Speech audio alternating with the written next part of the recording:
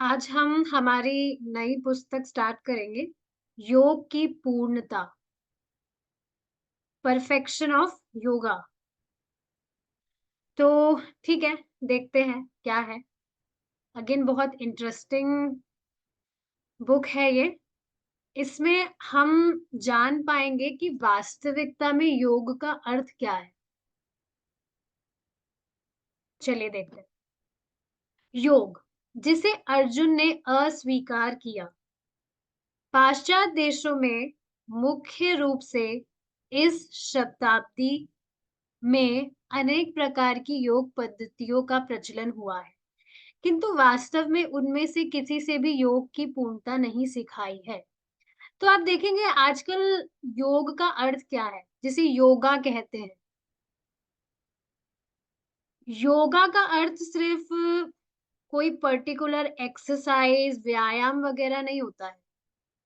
ये चीज यहाँ बताई जा रही है कि कितने सारे प्रचलन हुए हैं, लेकिन उसका वास्तव में अर्थ क्या है, योग की वास्तव में पूर्णता क्या है, ये नहीं सिखाई है।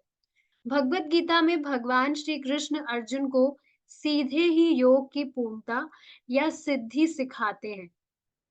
यदि हम वास्तव में योग विधि की सिद्धि में भाग लेना चाहते हैं, तो हम भगवत गीता में परमेश्वर के प्रमाणभूत कथन पाएंगे। यह निश्चय ही उल्लेखनीय है कि योग की पूर्णता को युद्ध क्षेत्र के मध्य सिखाया गया। तो आप देखेंगे जो भी चीजें आ रही है, वो ऐसा नहीं है कि कोई भी अपने रियलाइजेशन शेयर कर रहा है। अब जो योग शब्द भी आया है, जिसे योगा योगा कहते हैं लोग, वो भी तो देखिए गीता में भगवान के द्वारा ही बताया गया है। पर यही चीज है, वास्तविक अर्थ की जगह लोग अडल्ट्रेशन कर देते हैं चीजों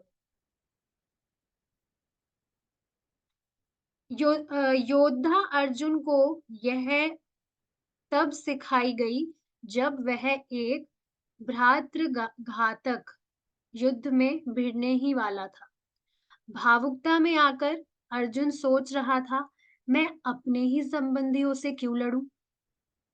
युद्ध के प्रति वह अनिच्छा अर्जुन के मोह के कारण थी, और उस मोह को दूर करने के लिए ही श्री कृष्ण ने उससे भगवत गीता कही। तो देखिए ये भी एक समझने वाला पॉइंट है।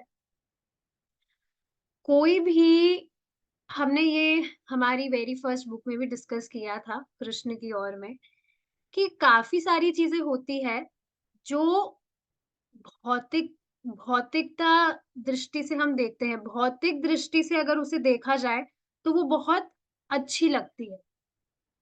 एग्जाम्पल से अगर समझा जाए तो आप देखेंगे काफी सारे जो लोग हैं, वो भी बहुत अच्छे कर्म करते हुए दिखाई देते हैं।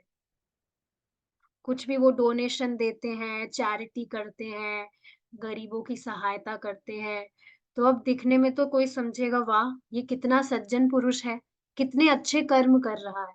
तो भौतिक दृष्टि से वो दिखने में बहुत अच्छा लग रहा है। लेकिन वास्तविकता में अगर उस पर विचार किया जाए, तो वो जो भी क्रिया है, कुछ भी कर्म वो कर रहा है, उसका भगवान से तो कुछ संबंध नहीं है।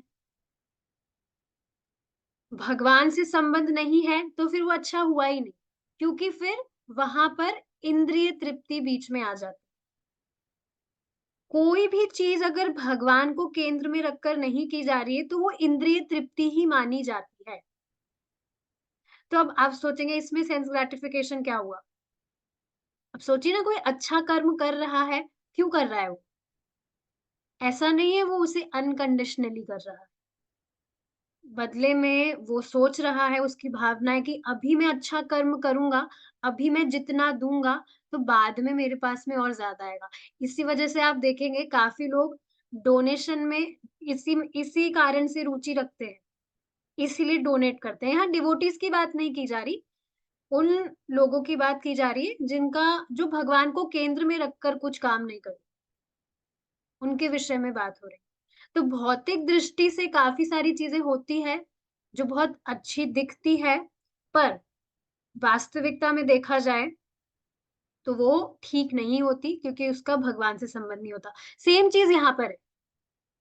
अब यहाँ पर जो अर्जुन है, वो सोच रहे हैं कि मैं अपने संबंधियों से नहीं लड़ूँगा, ये तो अच्छी चीज़ नहीं है और मैं संन्यास ले लूँगा, ये सब वो विचार कर रहे थे। लेकिन वास्तविकता में ये भी तो सेंस ग्रैटिफिकेशन हुआ। यहाँ क्या सेंस ग्रैटिफिकेशन हुआ? यहाँ पर अटैचमेंट बीच में था। अटैचमेंट भी तो इंद्रिय तृप्ति ही है एक तरह से। प्रभुपाद जी ने ही बताई है ये चीज़। कृष्ण की ओर में हम पढ़कर आए हैं ये चीज़। तो यहाँ पर भी अर्जुन जब इस तरह से विचार कर रहे हैं, तो वो उनके मोह के कारण है। युद्ध के प्रति वह अनिच्छा अर्जुन के मोह के कारण थी और उस मोह को दूर करने के लिए ही श्री कृष्ण ने उनसे भगवत गीता कही। कोई केवल कल्पना ही कर सकता है कि भगवत गीता कितने कम समय में कही गई होगी। दोनों ओर के सभी योद्धा लड़ने को तैयार थे, अतः वास्तव में बहुत ही कम समय था। अधिक से अधिक 1 घंटा। इस 1 घंटे में ही संपूर्ण भगवत गीता की विवेचना हो गई और श्री कृष्ण ने अपने मित्र अर्जुन को सभी योग विधियों की पूर्णता बता दी। देखिए, सिर्फ 1 घंटा, ये तो सिर्फ एक एस्टिमेशन बताया जा रहा है। हो सकता है इससे भी कम समय हो और उसमें पूरी संपूर्ण भगवत गीता भगवान ने कह दी। और आप देखिए ना कितनी अमेजिंग है गीता। कितनी बार भी हम उसे पढ़े, हमेशा वो एवर फ्रेश रहती है। प्लस आप देखिए ऑलमोस्ट 1 साल से तो ज़्यादा हो गया, जब से प्रभु जी की क्लासेस चल रही है। प्रभुपाद जी कहते हैं कि एक श्लोक पर हम 1 महीने तक चर्चा कर सकते हैं। यहाँ पर तो पूरी संपूर्ण गीता भगवान ने 1 घंटे से भी कम समय में कह दी। इस महान प्रवचन के बाद अर्जुन ने अपनी समस्त आकांक्षाएं छोड़ दी और लड़ा। फिर भी वार्तालाप के मध्य जब अर्जुन ने अष्टांग योग का विवरण सुना कि कैसे आसन में बैठे, कैसे शरीर को सीधा रखे, कैसे आंखों को आधा बंद रखे।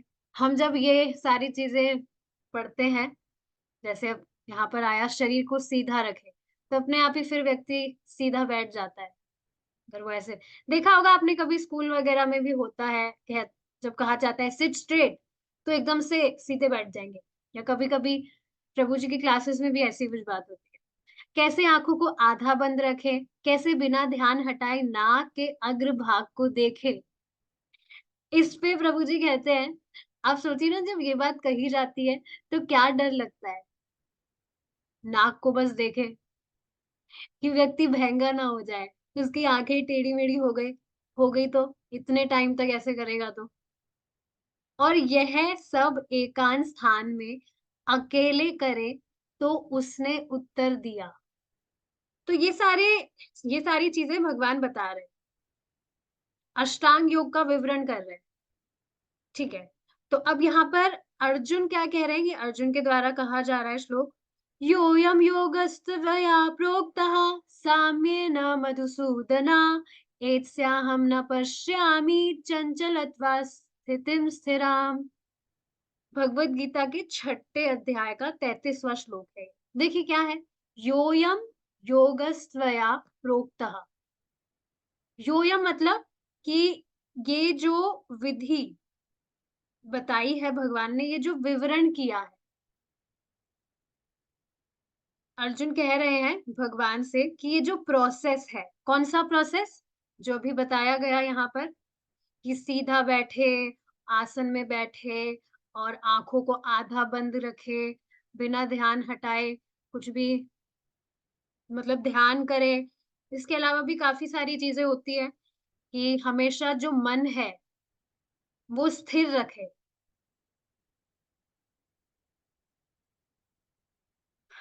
कुछ भी चीजें होती है, मान अपमान होता है, हानि गलानी कुछ भी होती है, उसमें बस मन स्थिर रहे व्यक्ति का। तो अर्जुन कह रहे हैं कि ये जो पद्धति आप बता रहे हैं, ये जो प्रोसेस आप बता रहे हैं, हे मधुसूदन, साम्येन मधुसूदनः, मधुसूदन मतलब मधुसूदन भगवान का ही नाम है। मधु एक दानव है, दानव था, जिसका दमन भगवान ने किया।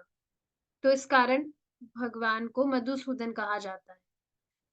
तो हे मधुसूदन, आप जो ये प्रोसेस बता रहे हैं, ये जो पद्धति आपके द्वारा बताई गई है, एतस्याहं न पश्यामि, ये तो मैं देख ही नहीं पा रहा हूँ। ये तो मुझे एकदम असंभव सी प्रतीत हो रही है। देख नहीं पा रहा हूँ मतलब असंभव प्रतीत हो रही है। क्यों? चंचल चंचलत्वात् स्थितिम स्थिराम, कि ये जो चंचल मन है, चंचल मन जिसके कारण ये जो स्थिरता है, ये तो एकदम ही असंभव है। इस वजह से ये मुझे असंभव मतलब क्या कहा जा रहा है कि ये प्रोसेस आप फॉलो करके मन को स्थिर करें। लेकिन हमारा मन तो एकदम चंचल रहता है। तो ये जो स्थिरता है, ये जो प्रोसेस बताया जा रहा है, तो बिल्कुल इम्पॉसिबल सा लग रहा है। अब आप सोचिए ना, स्थिर कैसे व्यक्ति रहे? सोचिए बहुत गर्मी पड़ रही है, तो उस स्थिति में कैसे व्यक्ति स्थिर रह सकता है? हवा, कुछ पंखा, कूलर तो चाहिए ही होता है। इसके अलावा अभी सर्दी पड़ रही है, तो सर्दियों में आप सोचिए कैसे बिना स्वेटर पहने व्यक्ति रह जाए ठंड में। सर्दी में चलो जब बाहर धूप निकली होती है तो फिर भी थोड़ा आराम होता है। अभी कुछ टाइम से तो धूप ही नहीं निकल रही, तो कितनी ज़्यादा बिल्कुल इनटॉलरेंस है। आप खुद इसको समझ रहे हैं बात। ठीक है, ये सर्दी-गर्मी हो गई, अब भूख में बिना बिना खाए व्यक्ति कैसे रह जाए? कितना मुश्किल होता है ये सब। तो यही चीज़ अर्जुन अर्जुन यहाँ बता रहे हैं कि मन तो इतना चंचल है, तो ये तो बिल्कुल नेक्स्ट टू इम्पॉसिबल मुझे प्रतीत हो रहा है। मैं तो इसको देख ही नहीं पा रहा हूँ कि मैं इसको फ़ॉलो भी कर पाऊँगा। हे मधुसूदन, आपने जो योग की विधि सारांश में बताई है, वह मुझे अव्यावहारिक तथा अस्थायी लगती है, क्योंकि मन चंचल और अस्थिर है। यह महत्वपूर्ण है। हमें सदैव स्मरण रखना चाहिए कि हम भौतिक परिवेश में हैं, जहाँ हर पल हमारा मन अशांत रहता है। अशांत का मतलब क्या है? आप देखेंगे हमेशा कुछ ना कुछ प्राप्त करने में लगा रहता है। हमेशा कुछ ना कुछ चाहिए। प्राप्त नहीं होता है, तो प्राप्त क्यों नहीं हो रहा है भई हमें चाहिए, व्यक्ति एकदम परेशान हो जाता है। और अगर प्राप्त हो जाता है, तो भी सोचता है, अरे ये क्यों प्राप्त हो गया? इसकी तो कोई ज़रूरत ही नहीं थी। होता है ऐसा? काफ़ी बार होता है। काफ़ी सिचुएशंस तो ऐसी होती है कि आपको वो चाहिए भी, लेकिन उसके कुछ ऐसे रीज़न होते हैं, जिसकी वज़ह से आपको वो नहीं भी चाहिए। तो ये और बहुत बड़ी प्रॉब्लम हो जाती है। या आप देखेंगे हमारे ही घर में काफ़ी टाइम से कुछ वस्तु रखी होती है।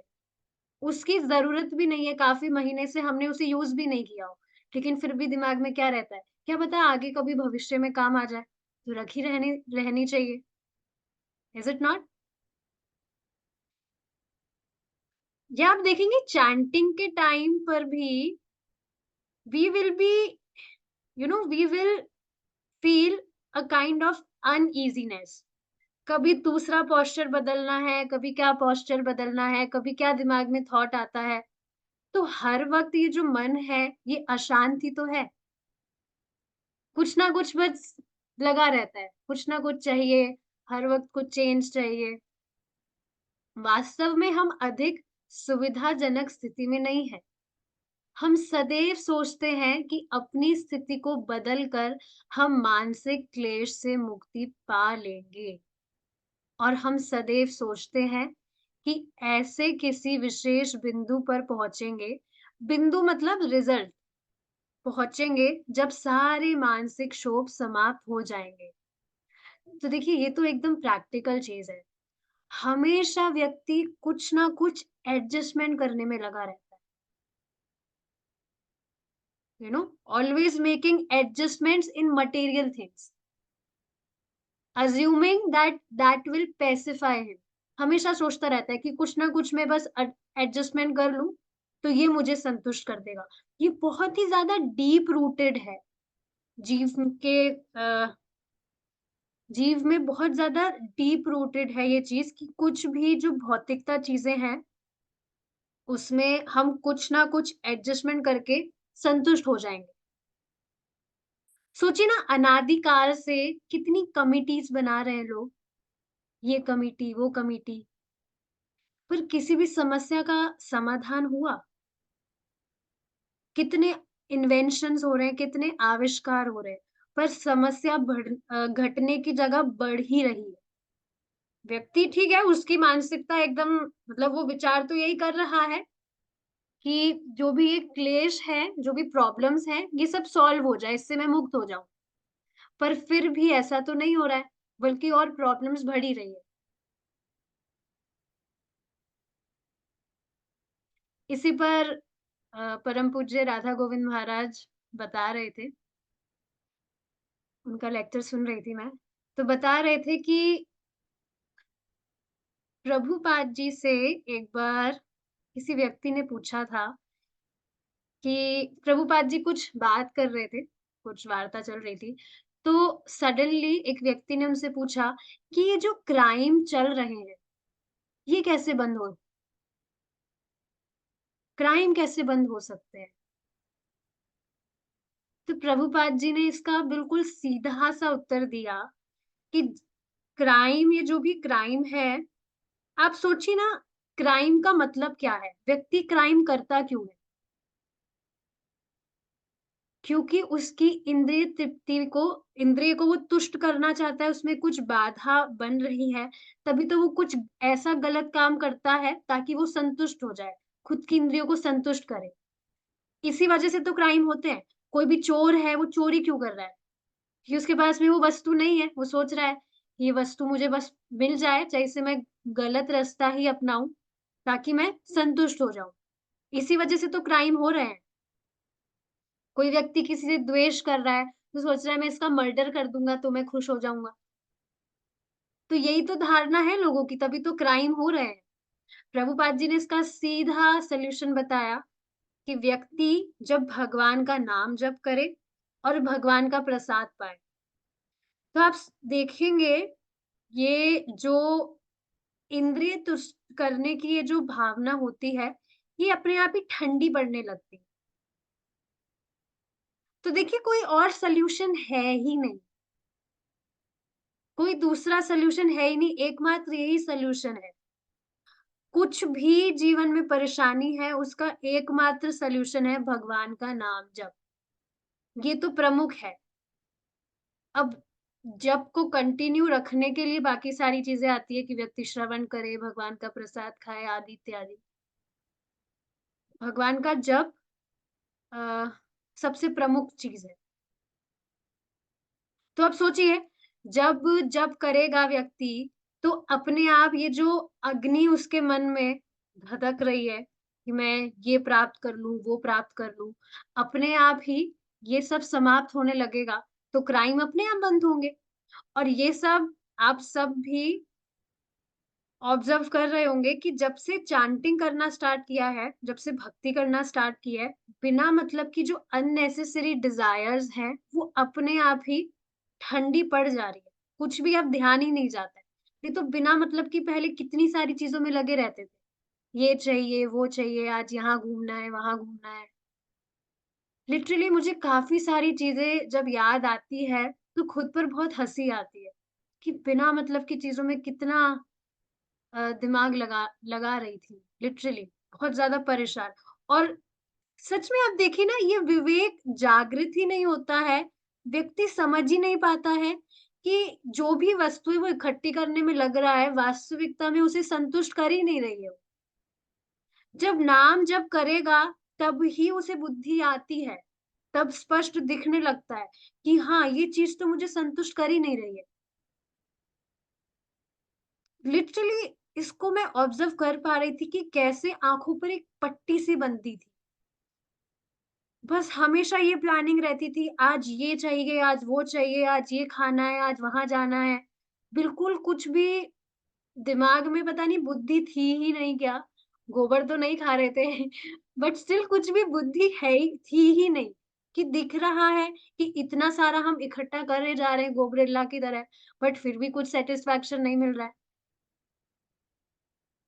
तो जैसे भगवान का नाम जप करने लगता है, भगवान एक नल खोल देते हैं अंदर से, जिससे दिखने लगती है सारी चीज़ें। कल कल की ही सुबह की क्लास में प्रभु जी बता रहे थे कि आप देखेंगे जैसे-जैसे व्यक्ति भगवान की भक्ति करता है, उसकी जो बुद्धि है बहुत ज़्यादा शार्प होने लगती है। एक डिवोटी का एग्ज़ाम्पल बता रहे थे कि अ, काफ़ी टाइम से भक्ति कर रहे हैं, तो वो इतना सक्षम है, मतलब देखते ही किसी व्यक्ति के बारे में बता देते हैं। कोई भी जब व्यक्ति टेम्पल जॉइन करता था, तो वो जो डिवोटी थे, जो प्रभु जी थे, वो उसको उसके बारे में देखते ही, उसको देखते ही समझ जाते थे कि ये भक्ति में टिकेगा या भाग जाएगा। और वो जैसा बताते थे एग्ज़ैक्टली वैसा ही होता था। तो भक्ति करने का ये प्रभाव है, श्रील प्रभुपाद जी खुद ये बताते हैं कि जो भी आप नाम जप कर रहे हैं, अपने सामने चैतन्य महाप्रभु का फ़ोटो रखकर गंभीरता से नाम जप करने का ट्राई करिए। सारी सिद्धियाँ प्राप्त हो जाएगी। ऑफ कोर्स जो भक्त सिद्धि प्राप्त करने के लिए भक्ति नहीं करता है, पर फिर भी आप देखेंगे अपने आप इतना शार्प हो जाता है माइंड कि प्रत्यक्ष चीज़ें दिखने लगती है। तो आप देखेंगे कि भक्ति ही एकमात्र भगवान की शरण में जाना ही, भगवान का नाम जप करना ही एकमात्र सॉल्यूशन है सारी प्रॉब्लम्स। ठीक है। लेकिन देखिए बद्ध जीव की स्थिति सुनने और बोलने के बाद भी माइंड में बस क्वेश्चन होता है कि भक्ति से ही सब कुछ हो जाएगा, कुछ भी नहीं करना पड़ेगा, नीडफुल तो करना ही होगा ना अब, कुछ भी भक्ति से सब कुछ कैसे हो सकता है? देखिए ये बात समझनी चाहिए, यहाँ कुछ भी जो हो रहा है, भगवान से स्वतंत्र होकर कुछ भी नहीं हो रहा है। सुन पा रहे हैं मेरी बात को? भगवान से स्वतंत्र कुछ भी नहीं है।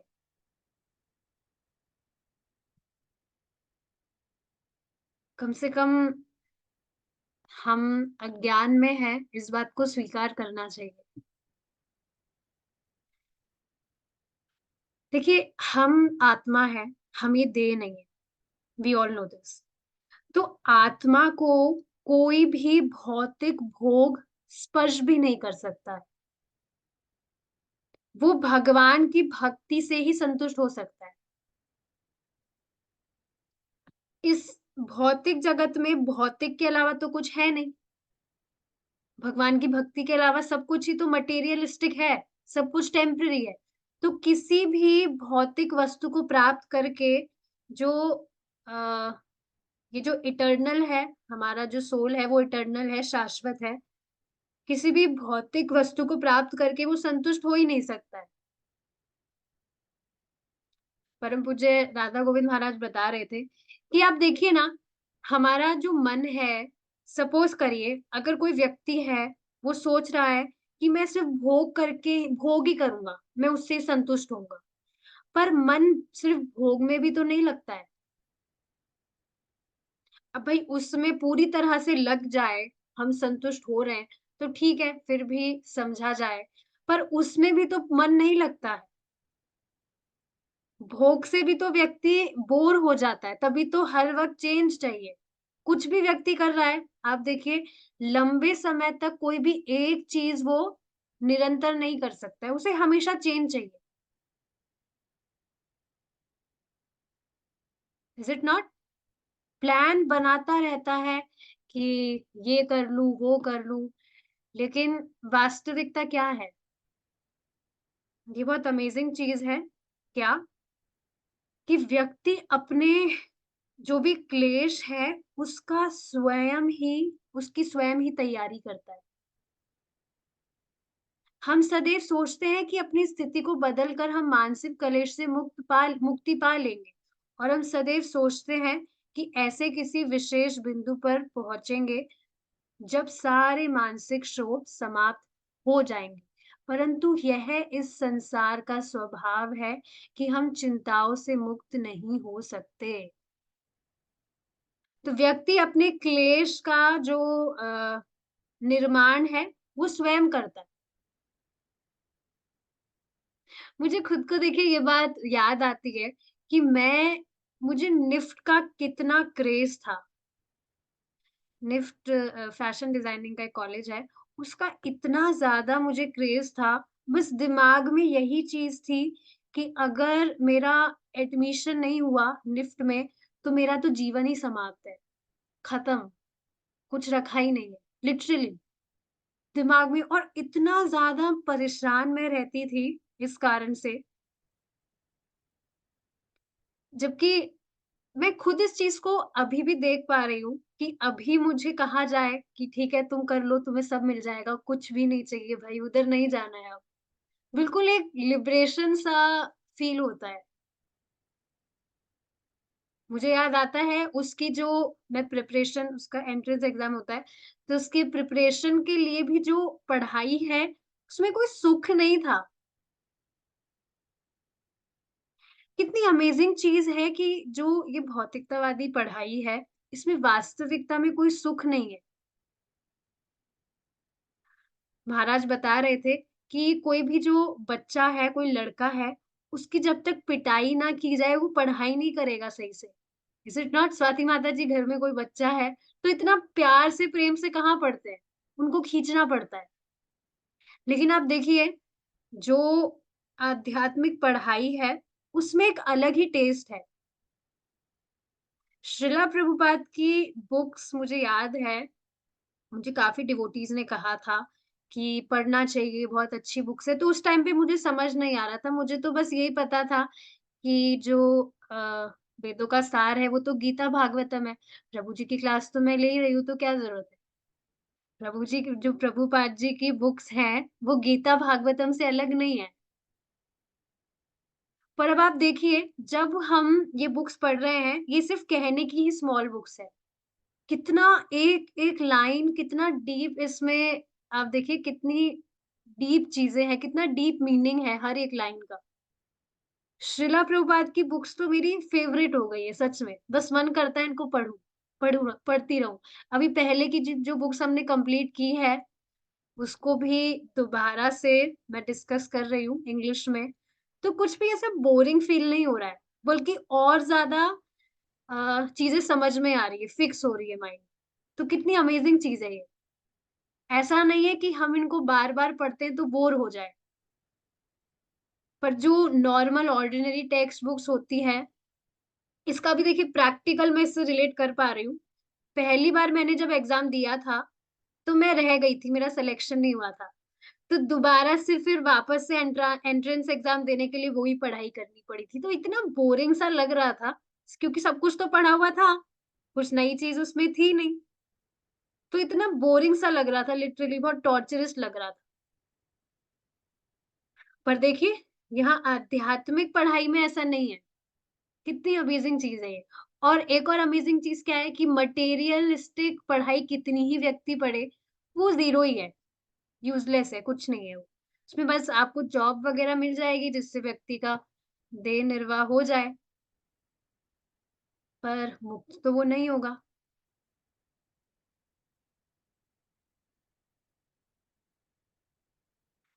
तो ये चीज़ है, कितनी अमेज़िंग चीज़ है।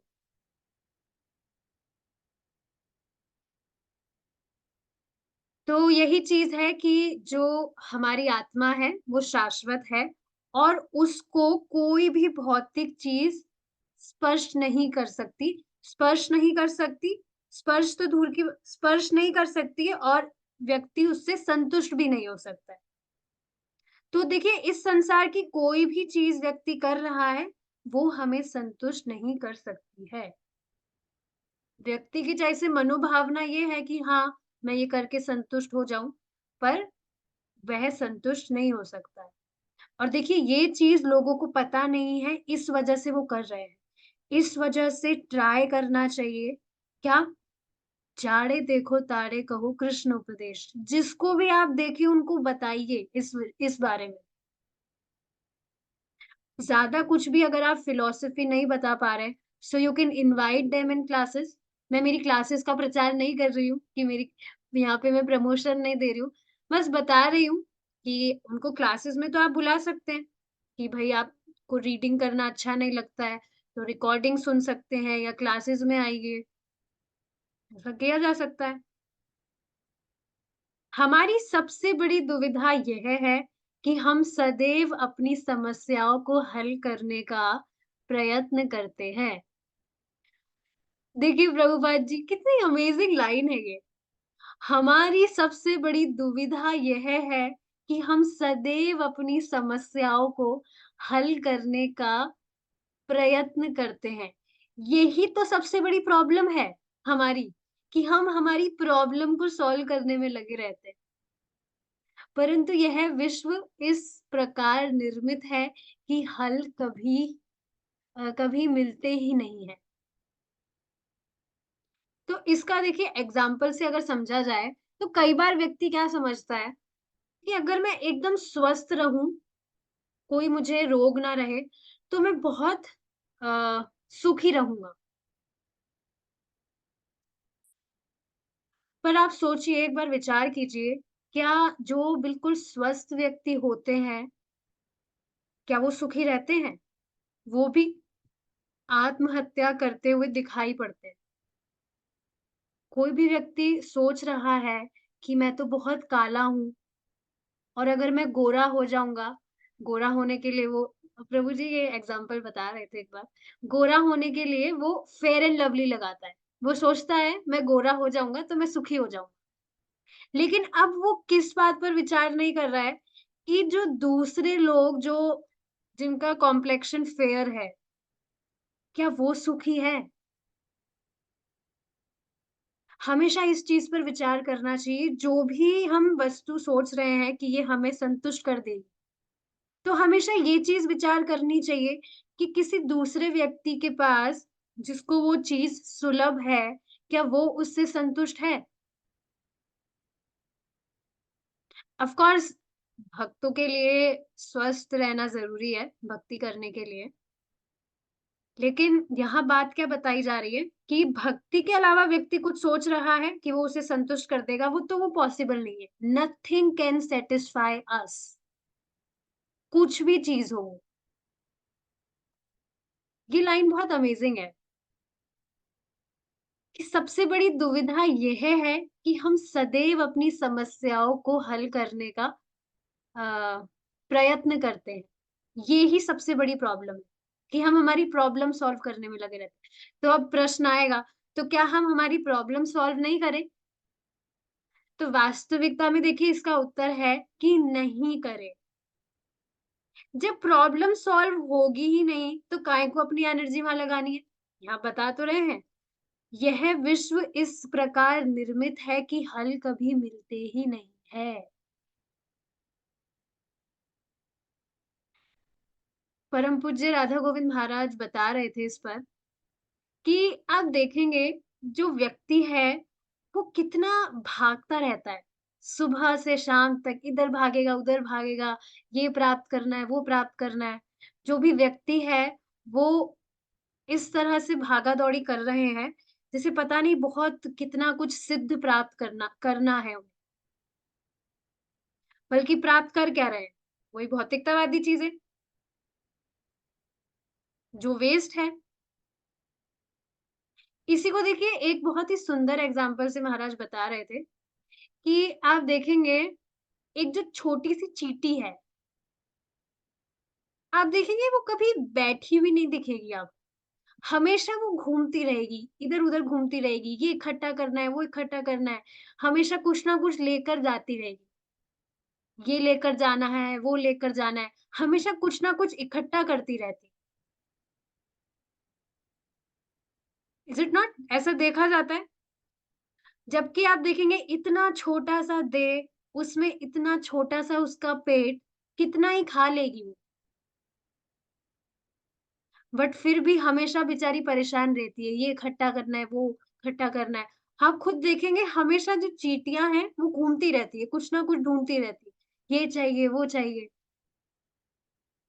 तो वास्तविकता में जो व्यक्ति है, उसको बस उतना काम करना चाहिए जितने में देह निर्वाह हो जाए।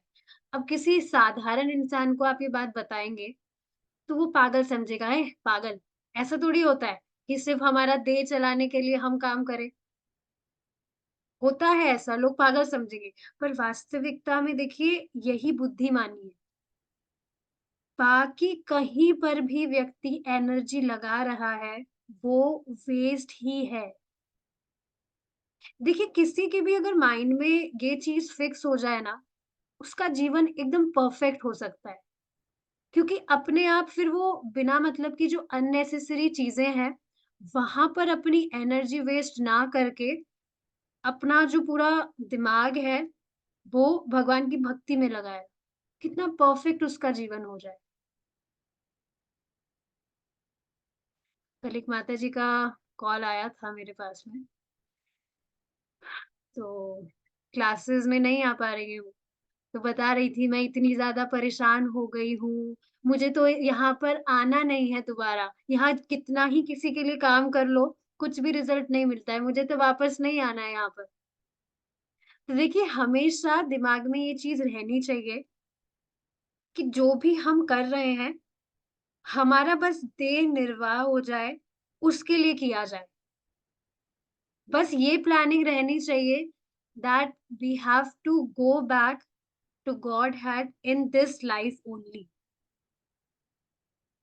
सोचिए ना जो व्यक्ति प्लानिंग कर रहा है हर दिन कि मुझे जेल से बाहर निकलना है, तो वो कुछ भी संग्रह करने में क्यों लगेगा कि भाई जेल में बढ़िया सा मैं कूलर लगा लूं, जेल में बढ़िया सा मैं ये लगा लूं, वो लगा लूं। इन सब चीजों में क्यों विचार करेगा, वो क्यों फंसेगा। उसकी प्लानिंग बस ये रहेगी कि कैसे बस जल्द से मैं जेल से बाहर निकलूं।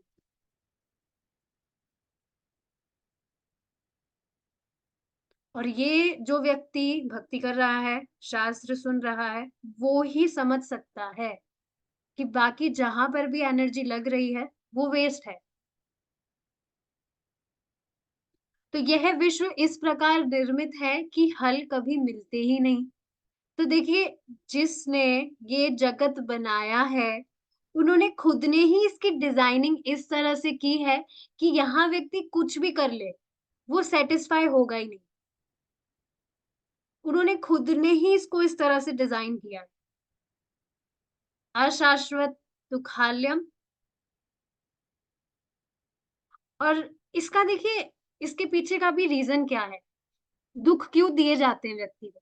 ताकि व्यक्ति समझे कि वास्तविकता में ये मेरा असली घर नहीं है और अच्छे से भक्ति करके वो यहाँ से तरे, वहाँ यहाँ से निकले। इस वजह से व्यक्ति को यहाँ पर दुःख दिए जाते ताकि वो समझे इस चीज़ को कि यहाँ कितना दुःख है। तभी तो व्यक्ति कुछ जिज्ञासा करेगा, तभी तो भगवान का भजन करेगा। ताकि उसकी दुःख की निवृत्ति हो। तो ऐसा नहीं है कि जो भक्त भक्ति कर रहा है, उसके जीवन में कोई प्रॉब्लम्स या डिफिकल्टीज़ नहीं आती, पर वो उससे प्रभावित नहीं होता, क्योंकि वो समझता है कि ये तो दुःखालयम है, दुःख तो आएगा ही। यहाँ जब तक है, दुःख आएगा ही,